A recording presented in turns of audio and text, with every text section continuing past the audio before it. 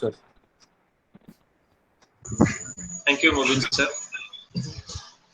आज के प्रोग्राम के सदर एमएससी कॉलेज के principal Shirode sir, vice principal CM Nikam sir, Mahatma Gandhi Sadia ma'am आपका म्यूट करें, आवाज आपकी म्यूट करें।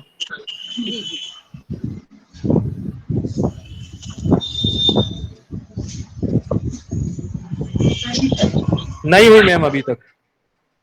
मैडम आप दो जगह से लॉगिन किए हुए, दोनों जगह से म्यूट कीजिए।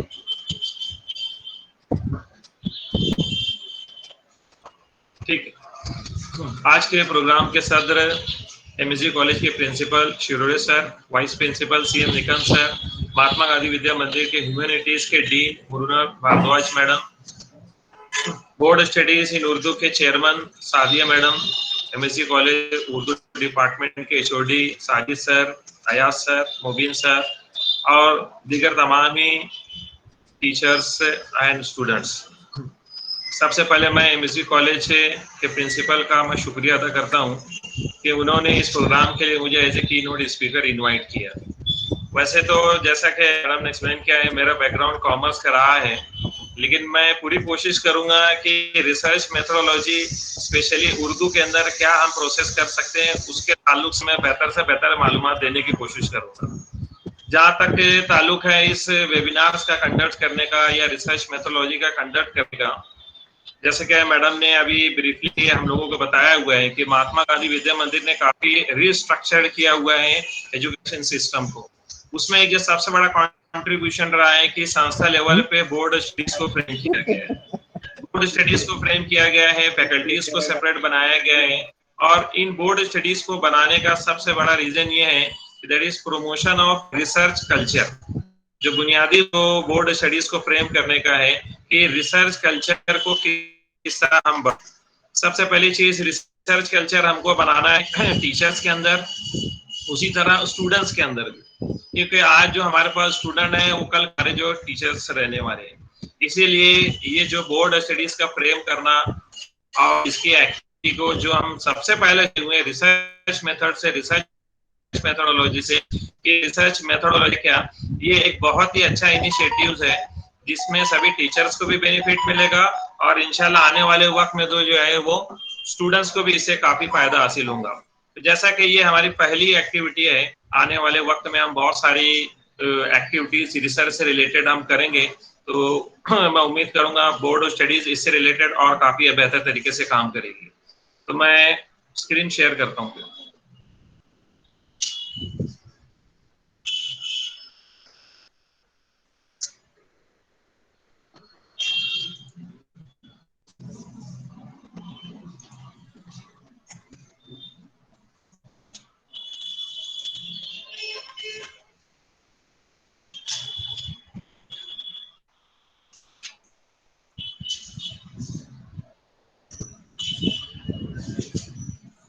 स्क्रीन नजर आ रही है क्या? नहीं सर।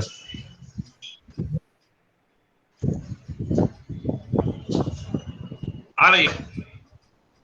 अभी शेयर हो रही है सर। हाँ आ गई है।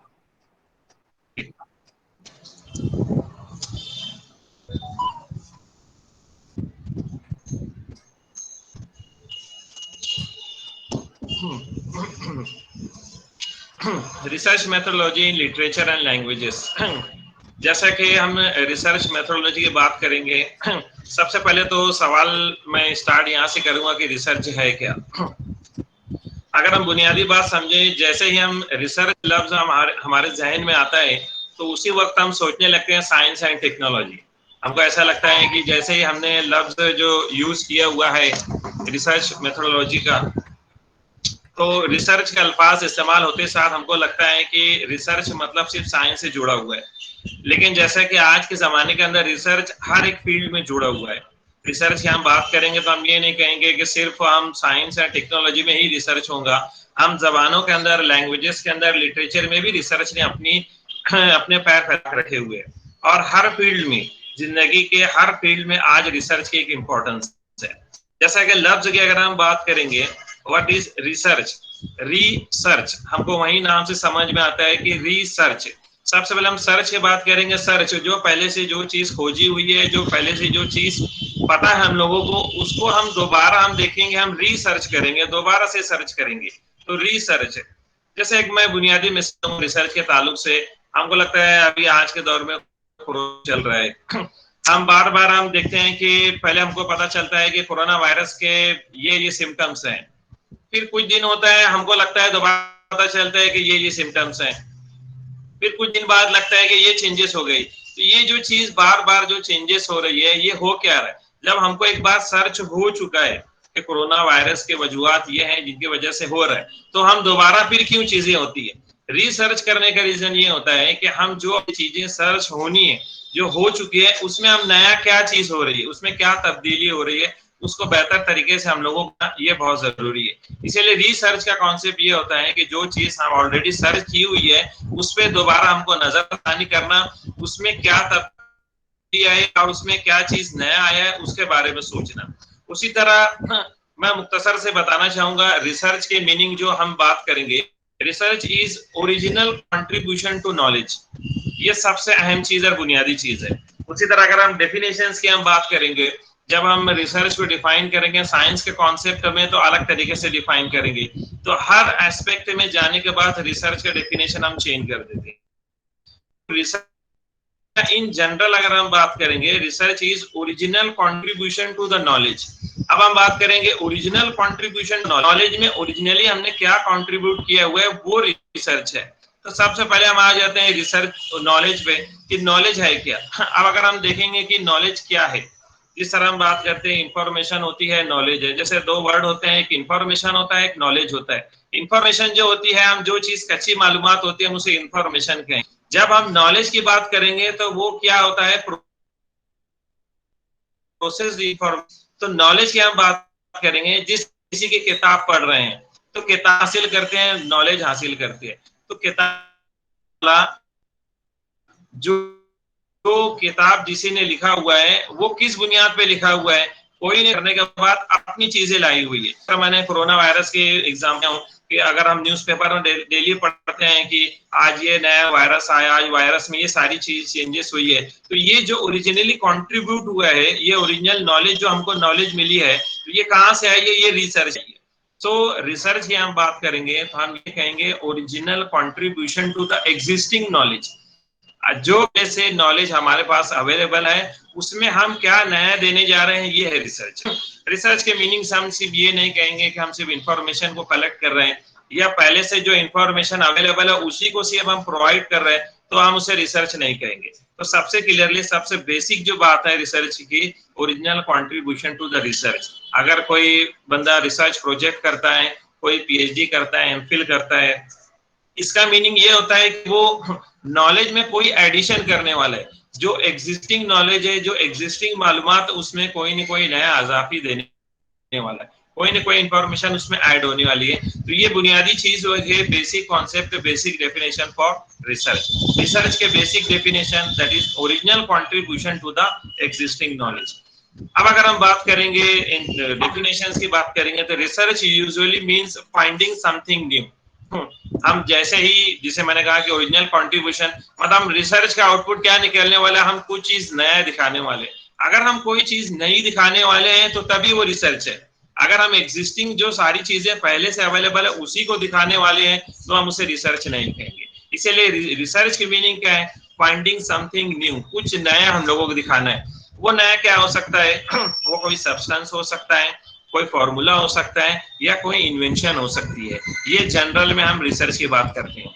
अब हम बात करेंगे research in literature.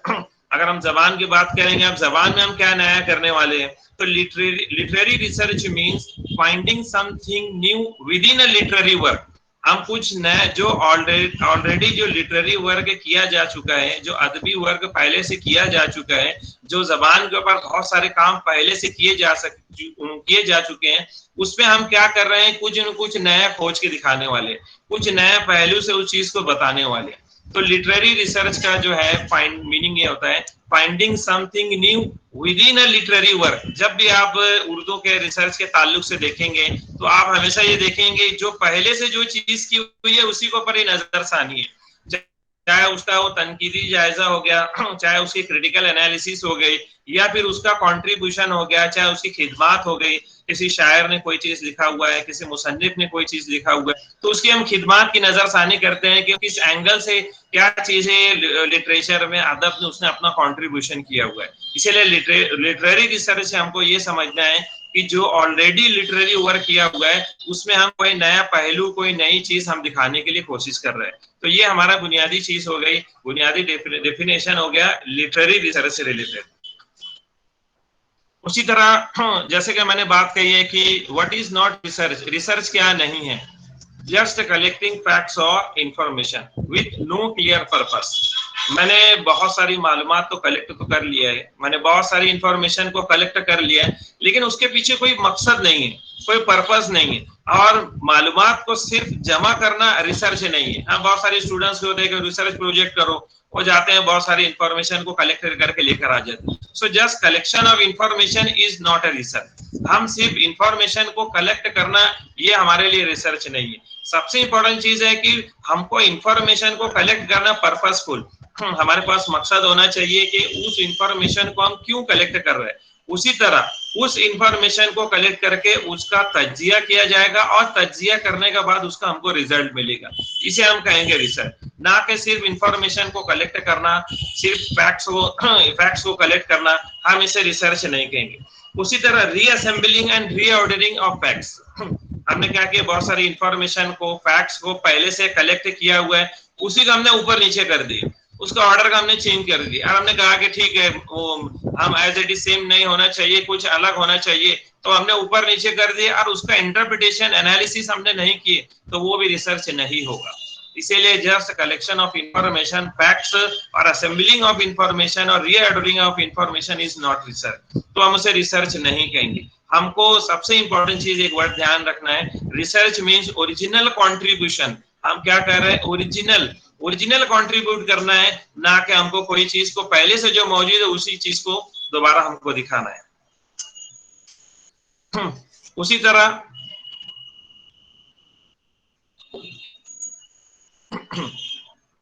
Types of research की अगर हम बात करेंगे, तो जब हम डिटेल में रिसर्च मेथोडोलॉजी की हम बात करते हैं तो रिसर्च मेथड बहुत सारे हैं, बहुत ज्यादा है।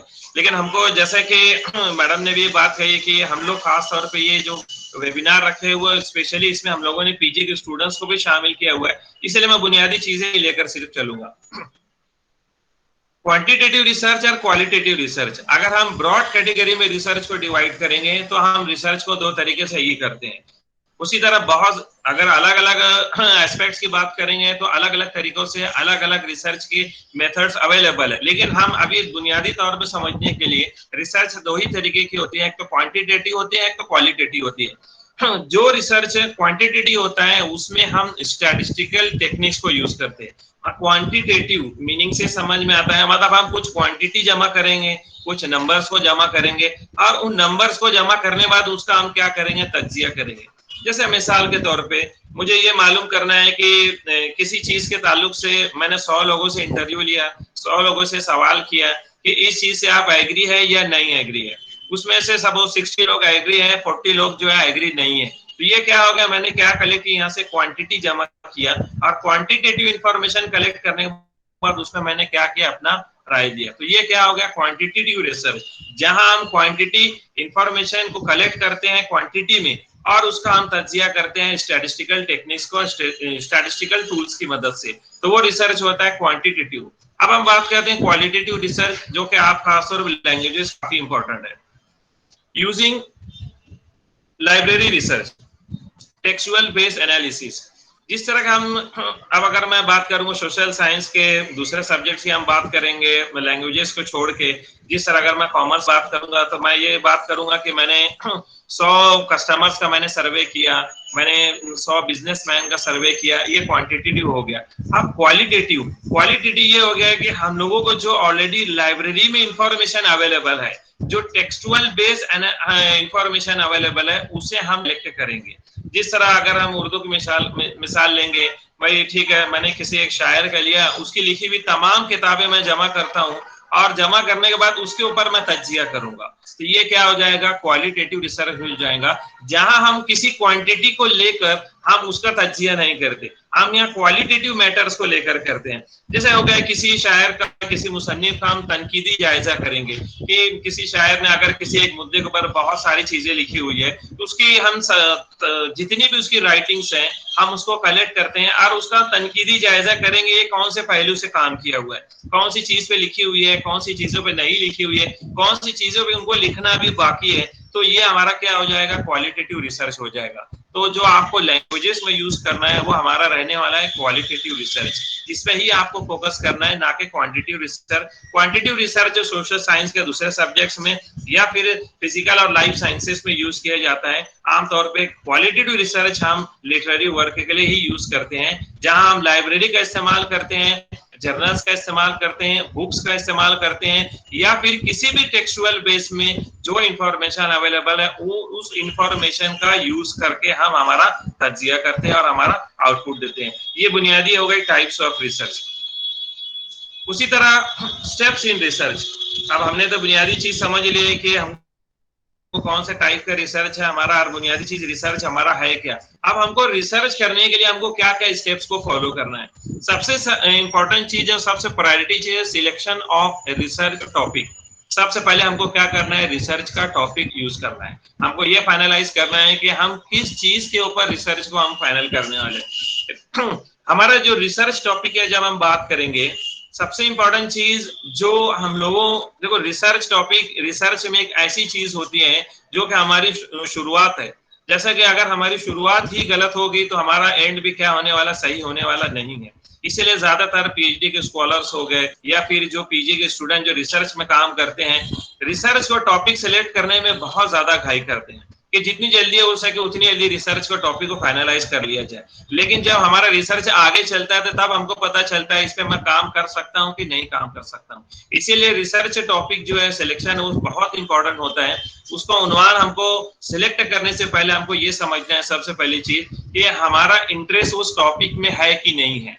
क्योंकि रिसर्च में जब हमारा जब ओरिजिनल कंट्रीब्यूट आप कब करेंगे, तब आपका जब बेस्ट आप देंगे। आप आपका बेस्ट आप कब दे सकते हैं, जब आपका उस टॉपिक में, उस सब्जेक्ट में आपका इंटरेस्ट होगा। तो सबसे इंपॉर्टेंट चीज है सिलेक्शन ऑफ रिसर्च टॉपिक। आपको ऐसा ही रिसर्च टॉपिक सिलेक्ट करना है जिसमें आपका इंटरेस्ट हो। तो पहली चीज होगा इंटरेस्ट की। दूसरी बात की उस चीज का स्कोप हो। स्कोप इन द सेंस से जो टॉपिक मैं सिलेक्ट कर रहा हूँ पहले से बहुत लोग उस पर काम कर रहे हैं या पहले से बहुत ज्यादा काम किया जा चुका है, तो उस रिसर्च की अहमियत नहीं होती। आप अखबारात में पढ़ते होंगे किसी बंदे ने इस टॉपिक पे रिसर्च किया, तो उनका नाम कब आता है, जब वो बहुत यूनिक काम करते, बहुत ही सेपरेट कोई ऐसी एक्टिविटी करते जो कि किसी ने काम नहीं किया।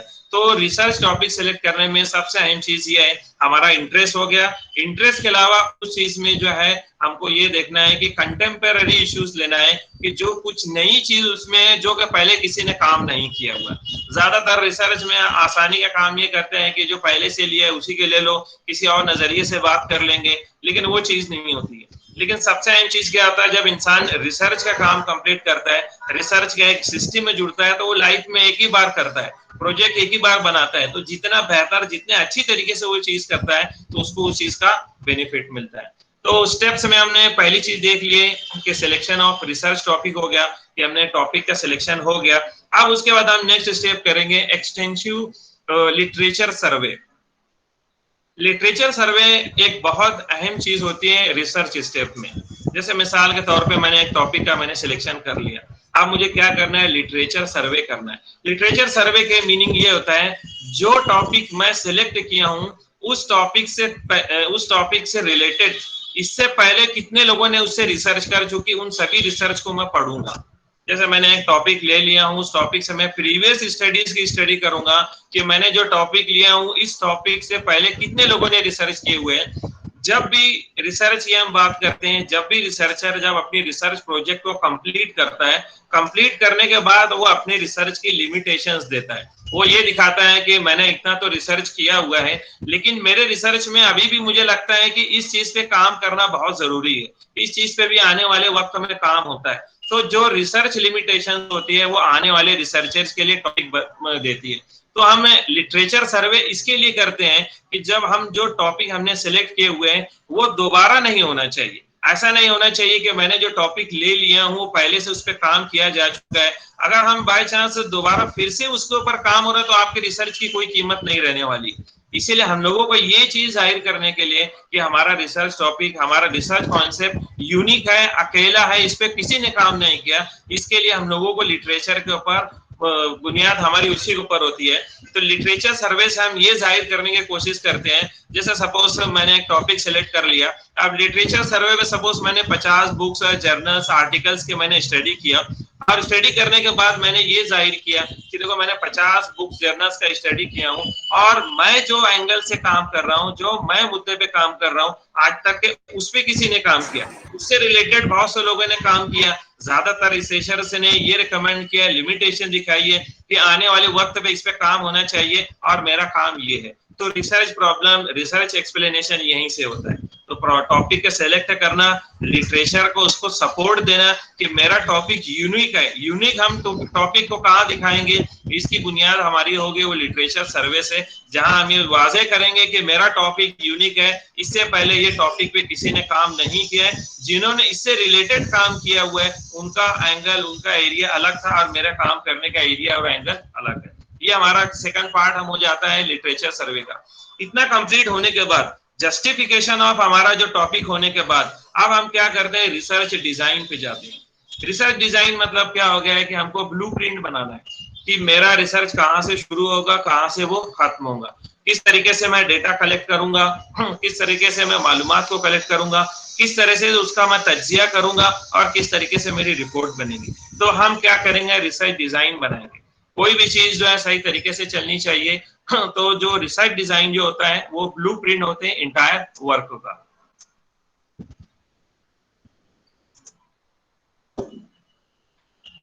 ब्लूप्रिंट तैयार होने के बाद, अब हमने जब हमारा ब्लूप्रिंट तैयार हो गया तो अब हम मालूमात को कलेक्ट करना शुरू करेंगे, इंफॉर्मेशन को कलेक्ट करेंगे, बुक्स को कलेक्ट करेंगे, जर्नल्स को कलेक्ट करेंगे, जो भी हमारी बुनियादी चीज है हम मालूमात को कलेक्ट करेंगे।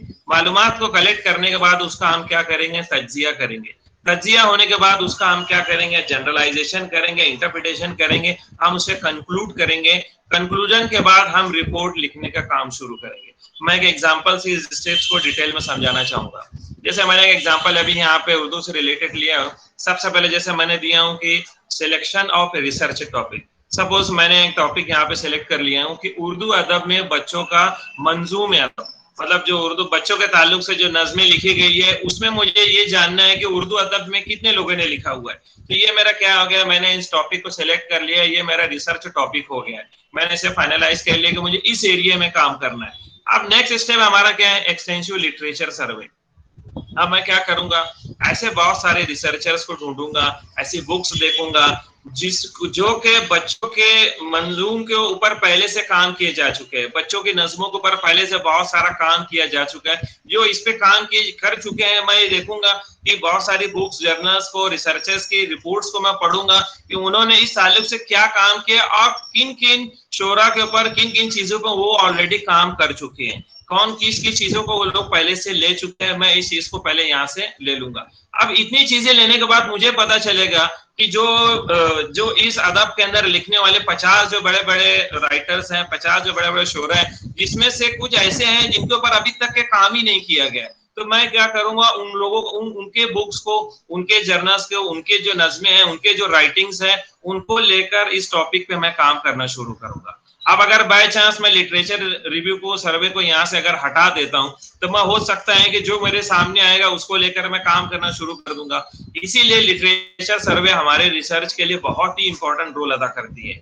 यहाँ हमने वाजे करते हैं कि जो जिसके ऊपर काम नहीं हुआ है हम उसके ऊपर काम करना शुरू करेंगे। ये हमारी नेक्स्ट स्टेप हो गई। अब आप थर्ड में देखेंगे प्रिपेयरिंग रिसर्च डिजाइन। हमको क्वालिटेटिव रिसर्च करना है। क्वालिटेटिव रिसर्च हमको ये करना है, मतलब हमारी जो रिसर्च की बुनियाद होगी वो क्या होगी, हम जो शोरा का नाम सेलेक्ट करेंगे, उनकी जो भी राइटिंग्स हैं, चाहे वो किसी मैगजीन में होगी, चाहे उनकी खुद की किताब की शक्ल में होंगी, किसी शक्ल में होंगी, उस चीज को हम कलेक्ट करेंगे और उसका हम क्या करेंगे, तज्जिया करेंगे। हम किसी क्वांटिटेटिव इंफॉर्मेशन को कलेक्ट करने वाले नहीं है। तो हमने रिसर्च डिजाइन में डिफाइन कर दिया हम क्या लेने वाले हैं, क्वालिटेटिव रिसर्च लेने वाले हैं। अब हम नेक्स्ट है collection of various books on the topic. अब जो मैंने डिसाइड कर लिया है कि मैंने 5 शोरा का नाम डिसाइड कर लिया है, उनकी लिखी हुई जितनी भी राइटिंग्स है उनको मैं क्या करूंगा, कलेक्ट करना शुरू करूंगा। सारी इंफॉर्मेशन को मैं कलेक्ट करूंगा, जितनी भी जगह हो गई, चाहे वो अखबार में आया हो, किसी मैगजीन में आया हो, सारी चीजों को मैं जमा करना शुरू कर दूंगा। जमा करने के बाद अब डेटा एनालिसिस,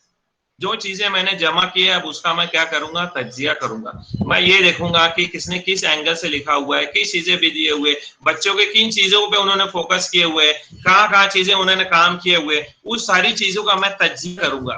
और तज्जिया करने के बाद आखिर में सबसे इंपॉर्टेंट पार्ट, मैं कंक्लूजन दूंगा। कंक्लूजन ये दूंगा कि मुझे लगता है कि ये शोरा में इन चीजों पे काम किए हुए, लेकिन अभी मुझे लगता है इन चीजों पे अभी भी काम होना बाकी है। मेरा अपना तज्जिया करने के बाद मैं कंक्लूजन दूंगा। कंक्लूजन देने के बाद मैं एक लिमिटेशन भी दूंगा कि मुझे लगता है कि इन शोरा को सजेशन दूंगा कि ज्यादातर इन ये चीजों पे उन्होंने फोकस किए हुए, और मुझे लगता है इन चीजों पे भी उनको फोकस करने की जरूरत है। ये हमारा रिसर्च स्टेप कंप्लीट होगा और लास्ट में हम शुरू करेंगे रिपोर्ट राइटिंग। तो मैंने ये एग्जांपल से स्टेप्स को बताने की आपको कोशिश की है।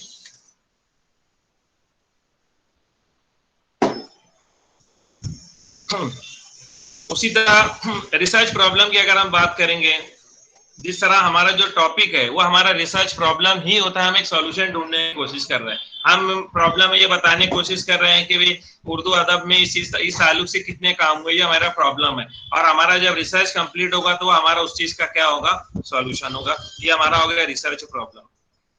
अब हम बात करेंगे रिसर्च मेथोडोलॉजी की, जो हम मेथड्स की देखेंगे, जो हमारे मुद्दे की चीज है। अब research methodology is the way to systematically solve the research problem. जिस तरह मैंने आपको जो स्टेप्स में जो रिसर्च डिजाइन बताई है वो है रिसर्च मेथोडोलॉजी, कि हम किस तरह इंफॉर्मेशन को कलेक्ट करने वाले हैं। तो इंफॉर्मेशन, बुनियादी चीज, हम जो इंफॉर्मेशन डेटा जो कलेक्ट करते हैं दो तरीके से, एक प्राइमरी हो गया, एक सेकेंडरी हो गया। प्राइमरी डेटा हम जो कलेक्ट करते हैं वो ऑब्जर्वेशन से, इंटरव्यू से, क्वेश्चनएयर से या एक्सपेरिमेंट से, ये ऐसे जराए हैं जहां से हम बुनियादी डेटा, प्राइमरी डेटा को कलेक्ट करते हैं, जो कि खास तौर पे हमको क्वांटिटेटिव रिसर्च के लिए हमको काफी वो हेल्पफुल होती है। लेकिन क्वालिटेटिव रिसर्च में हम इन चीज का ज्यादातर यूज नहीं करते। हम क्वालिटेटिव रिसर्च में सेकेंडरी डेटा को ही यूज करते हैं। सेकेंडरी डेटा ये होता है जहां पे हम बुक्स का यूज करते हैं, मैगजीन का यूज करते हैं, जर्नल्स का यूज करते हैं, अलग अलग रिपोर्ट्स का यूज करते हैं, या फिर कोई भी पब्लिश या फिर अनपब्लिश मटेरियल का यूज करते हैं और हमारा रिसर्च को कंप्लीट करते हैं। तो हमारा जो क्वालिटेटिव रिसर्च होता है वो फुल्ली किस पे बुनियाद होती है, उसकी सेकेंडरी डेटा पे ही होती है। हमको बुनियादी चीज जानना है रिसर्च मेथड में। रिसर्च मेथड में हम डेटा जो कलेक्शन करते हैं दो तरीके से, एक तो प्राइमरी और एक हो गया सेकेंडरी। ये दो मेथड हो गए जहां से हम इंफॉर्मेशन को कलेक्ट कर सकते हैं। उसी तरह डेटा प्रोसेसिंग। डेटा प्रोसेसिंग ये होता है कि जब हम इंफॉर्मेशन को, हमारा जब कलेक्शन हो गया तो उसे हमको क्या करना है, प्रोसेस में लाना है। जब तक कि हम डेटा को प्रोसेस नहीं करेंगे हमको रिजल्ट मिलने वाला नहीं है। जैसे एग्जांपल यहाँ पे लिखा हुआ है, एडिटिंग कोडिंग, आप बीच में देख रहे होंगे कि जैसे मेल और फीमेल दिया हुआ है, ये मैंने क्वेश्चनएयर सर्कुलेट करके मैंने क्या क्या इंफॉर्मेशन कलेक्ट कर लिए। अब ये इंफॉर्मेशन कलेक्टेड हो गया, अब मुझे डेटा को जब मैं प्रोसेस करूंगा तो तब मुझे पता चलेगा कि हमारे प्रोग्राम में कितने लोग मेल थे, कितने लोग फीमेल थे। इस तरह हम क्या कर सकते हैं, इंफॉर्मेशन को डेटा प्रोसेस कर सकते हैं। तो ज्यादातर डेटा प्रोसेसिंग का कॉन्सेप्ट हमारे लिए क्या होता है, जब क्वांटिटेटिव हम काम करते हैं तो हमको बहुत सारे स्टैटिस्टिकल टूल्स को यूज करते हैं, और क्वालिटेटिव में हमको क्या होता है कि कोई स्टैटिस्टिकल टूल्स को यूज नहीं करना होता है, हमको इन वर्ड्स में उसको डिफाइन करना होता है, हमारा खुद का तज्जिया उसको करना होता है। तो हम जो इंटेलेक्चुअली जो चीज डिफाइन कर सकते हैं उसी चीज से हम क्या करेंगे, उस डेटा को हम प्रोसेस करेंगे। जैसे मैंने कहा एग्जांपल, मैंने बहुत सारे शोरा के वो सारी चीजें डिटेल ले ली हूँ, उसको मेरे दिमाग में ही मुझे उसको प्रोसेस करना है, और प्रोसेस करके मुझे ये चीज आना है कि किस एंगल से मुझे इस चीज को मैं डिफाइन कर सकूं। ये हमारा हो गया डेटा प्रोसेसिंग। अब डेटा प्रोसेसिंग और डेटा एनालिसिस, डेटा को प्रोसेस करने के बाद उसका क्या किया जाएगा, तज्जिया किया जाएगा। मेल और फीमेल जो हमने पता चल गया प्रोसेस होने के बाद, अब मैं ये बताऊंगा डेटा एनालिसिस में, ये बताऊंगा कि हाँ ज्यादातर लोग इस चीज को मेल प्रीफर करते हैं, फीमेल प्रीफर नहीं करते। ये उसकी क्या हो गया, तज्जिया हो गया। उसी तरह मैं क्वालिटेटिव रिसर्च की बात करूंगा कि मैं ये ले लूंगा कि ज्यादातर शोरा इस चीज पे फोकस करते हैं, इस चीज पे फोकस नहीं करते, इस चीज पे काम किया गया, उस चीज पे काम नहीं किया गया। उसी तरह जो लास्ट में फिर हमारा काम शुरू होता है रिसर्च रिपोर्ट। हम रिपोर्ट राइटिंग का काम शुरू करते हैं, रिपोर्ट बनाने का काम शुरू करते हैं। रिपोर्ट जो सबसे इंपॉर्टेंट चीज होती है, रिपोर्ट बनाने का भी एक फॉर्मेट होता है, एक लेआउट होता है, उसके बारे में भी ब्रीफली मैं बता देता हूँ। सबसे पहली चीज जो होती है टाइटल पेज होता है रिपोर्ट में, एक पहला टाइटल पेज लगाया जाता है। उसी तरह नेक्स्ट उसके एक सर्टिफिकेट होता है। सर्टिफिकेट में ये होता है जो रिसर्च गाइड होता है, प्रोजेक्ट गाइड होता है, वो सर्टिफाइड करता है कि जो वर्क किया गया है वो ओरिजिनल वर्क किया गया है। उसी तरह हम उसमें एक्नॉलेजमेंट देते हैं कि उस रिसर्च काम करने में जिन लोगों ने भी आप लोगों की मदद की है, तो उनको हम एक्नॉलेज करते हैं कि ये लोगों ने हम लोगों को काम में हमारी मदद की है। उसी तरह रिसर्च का स्टूडेंट का डिक्लेरेशन होता है। डिक्लेरेशन में हम ये बताने की कोशिश करते हैं कि हमने जो भी रिसर्च काम किया है वो हमारा खुद का है, ना कि हमने कहीं से किसी चीज को लेकर आए हुए। उसी तरह समरी होती है, हमारे पूरे जो रिसर्च प्रोजेक्ट के हम क्या करते हैं, कुछ पेजेस में, कुछ सफात में उसे हम समराइज करते हैं। उसी तरह टेबल ऑफ कंटेंट होता है, फेहरिस्त होती है, list of figures and tables होती हैं। अगर हम रिपोर्ट में टेबल्स और फिगर्स का यूज किए तो उसकी भी हम सेपरेट हम लिस्ट बनाते हैं। उसी तरह जो चैप्टर्स की बात करते हैं, ये मैंने जनरल कहा है, जो मैंने लेआउट अभी सामने आपके रखा है ये जनरल है। यही चीजें रहेंगी, लेकिन हम सबक के नाम, जो चैप्टर्स के नाम हम चेंज करेंगे। जिस तरह मैंने लिखा है इंट्रोडक्शन हो गया या तारुफ, तो चाहे वो क्वालिटेटिव रिसर्च हो गया, क्वांटिटेटिव रिसर्च हो गया, हमको इंट्रोडक्शन चैप्टर तो रखना कंपलसरी है। रिव्यू ऑफ लिटरेचर आप चैप्टर का नाम डालो, या फिर उर्दू अदब में हम कुछ और भी नाम डाल सकते हैं। मैं कुछ एग्जाम्पल से आपको ये बताऊंगा। तो ये चैप्टर का प्रोसेस है, जो हमने स्टेप्स हमने देखे उसी चीज को हमने क्या किया है, चैप्टर्स में कन्वर्ट कर लिए। जो इंट्रोडक्शन में हम ये बयान करेंगे कि जो टॉपिक है वो चीज क्या है, उसके बुनियादी पहलू हम दिखाएंगे, ऑब्जेक्टिव्स दिखाएंगे, लिटरेचर रिव्यू दिखाएंगे, हमने 50 लोगों का जो स्टडी है उसकी ब्रीफ हम देखेंगे, मेथड्स को डिफाइन करेंगे, जो इंफॉर्मेशन हमने कलेक्ट किए उसका एनालिसिस और इंटरप्रिटेशन दिखाएंगे। अगर क्वांटिटेटिव है, क्वालिटेटिव है, तो क्वालिटेटिव तरीके से हम उसे दिखाएंगे, और आखिर में हमारे फाइंडिंग्स दिखाएंगे, हमारे नताइज दिखाएंगे। मैंने पूरा काम किया तो मुझे क्या चीज हासिल हुई, उस चीज को मैं कंक्लूजन में ऐड करूंगा। और लास्ट में ऐड करते हैं हम बिब्लियोग्राफी, मतलब किताबियात, कि हमने पूरे रिसर्च के काम करने के अंदर किन किन चीजों का हमने इस्तेमाल किया, किन किन रिसालों का, मैगजीन्स का, बुक्स का, उसकी लिस्ट हम यहाँ पे ऐड करेंगे। अभी मैं एक एग्जांपल आपके सामने रखा हूं मैं, कि डॉक्टर मोहम्मद सादिक हयात और अदबी खिदमत, ये चीज दी हुई है। मैं एक एग्जांपल समझाने के लिए कि ये चीज क्या है। मतलब डॉक्टर मोहम्मद सादिक की हयात और अदबी खिदमत, मतलब ये टॉपिक हमको क्या समझता है कि हमने किसी एक मुसन्निफ शायर का नाम लिया है, उसकी हयात मतलब उन्होंने उनकी जिंदगी की हम स्टडी करेंगे, और उनकी जो अदबी खिदमत है उसके बारे में हम जानने की कोशिश करेंगे। अब आप देखिए कि जो चैप्टर्स बनाए हुए वो किस तरह बनाए हुए। बाब अव्वल चैप्टर नंबर आप देख रहे हैं, डॉक्टर मोहम्मद सादिक के सवाने और शख्सियत। हम इंट्रोडक्शन में ये बताने की कोशिश करेंगे वो है कौन, उनकी जिंदगी क्या है, उनकी शख्सियत क्या है, जो हमने इंट्रोडक्शन चैप्टर में लिया। फिर उसी तरह हमने क्या किया, डॉक्टर मोहम्मद सादिक की बहैसियत मुहक्की, हमने ये चीज की, लिटरेचर की बात हो गई, उन्होंने कितने काम किए हुए इस ताल्लुक से रिसर्च में, तो बहैसियत मुहक्किक उनका क्या रोल रहा है। डॉक्टर मोहम्मद सादिक बहैसियत अदबी मुवर्रिख वो किस तरह में उन्होंने काम किए, ये हमने दिखाए हुए। उसी तरह डॉक्टर मोहम्मद सादिक बहैसियत नक्काद, ऐसे नक्काद उन्होंने अपने क्या रोल अदा किया हुआ है। फिर आखिर में हमारा कंक्लूजन है, हम सारी चीजें उनकी जिंदगी के सारे पहलुओं को पढ़ के समझ के फिर हम आखिरी चैप्टर में हमारी बात यहाँ लिखेंगे कि हम ये कंक्लूजन करेंगे कि मुझे ये लगता है कि उन्होंने इस तरह खिदमत दी हुई है, इस पे ज्यादा चीज काम किया हुआ है, इस तरीके से उनकी जिंदगी गुजरी हुई है, तो आने वाले लोगों के लिए सबक चीज रहने वाली है। तो ये एक पार्ट हम इस तरह कर सकते हैं। उसी तरह मैं एक और एग्जाम्पल बताना चाहूंगा, अभी जदीद उर्दू गजल के फलसफियाना पहलू, ये सारी चीजें आप देख रहे हैं डिटेल में। जैसे अभी बाब अव्वल हो गया, जदीद उर्दू गजल और फलसफा, बुनियादी मुबाहिस। अब क्या है, फलसफा क्या है। अब देखिए हमने जो बुनियादी, जो तारुफ, हमारा जो बुनियादी जो चैप्टर होता है, हम कितनी बेसिक चीजें से शुरू कर रहे हैं कि गजल क्या है, जबकि ये पीएचडी का टॉपिक है। एक पीएचडी रिसर्च, जब हम रिसर्च रिपोर्ट में लिखना शुरू करते हैं तो हमको ये एंगल से चीज लिखनी होती है कि सामने वाले को कुछ नहीं आता। जैसे अभी मैं बात करूंगा कि मैं कॉमर्स का हूं, मैं साइंस का हूं, मुझे ये नहीं मालूम है कि उर्दू में फलसफा क्या है, गजल क्या है। इसीलिए बाब अव्वल में मैं तारीफ में क्या बयान कोशिश कर रहा हूँ कि मैं शुरुआत कहाँ से हो, बिल्कुल बुनियादी चीजों से शुरुआत होगी, फिर हम आगे चीजें हम चलते चलेंगे, बुनियादी चीजों लेते हुए हम उसको एडवांस में लेकर जाएंगे कि वे फलसफे के बुनियादी मसाइल क्या होते हैं, हर पहलू से उस चीज को हम डिफाइन करने की कोशिश करेंगे। फिर आप देख रहे होंगे कि नेक्स्ट मैंने चीज दिया हुआ जदीद उर्दू गजल का फलसफियाना तनाजुर, उसमें सारी चीजें दी हुई है कि कौन सी सदी में क्या काम हुआ, कौन सी सदी में क्या चीज हुआ, इंडिया में क्या हुआ, बरसगीर या दूसरे मुल्कों में सारी चीजें क्या हुई, फिर हाल ही से इकबाल तक के मैंने ये चीज दिए होंगे, दो मुसन्निफ के नाम दिए, दो नाम दिए, इनसे लेकर इन दो दौरों के बीच में क्या गजल के काम हुए, उनका फलसफियाना पहलू क्या था, वो चीज को डिफाइन किया गया। फिर है भी जोश और शहजाद अहमद तक, फिर आगे भी सारी चीजें दी हुई है। एक वक्त से वक्त है, आप सिर्फ इंडेक्स देख रहे हैं, मैं आपको सिर्फ आपको इंडेक्स दिखा रहा हूँ कि कितनी चीजें आप देखिए, 4 नंबर बाब चारों में देखिए कितने लोगों के नाम लिखे हुए,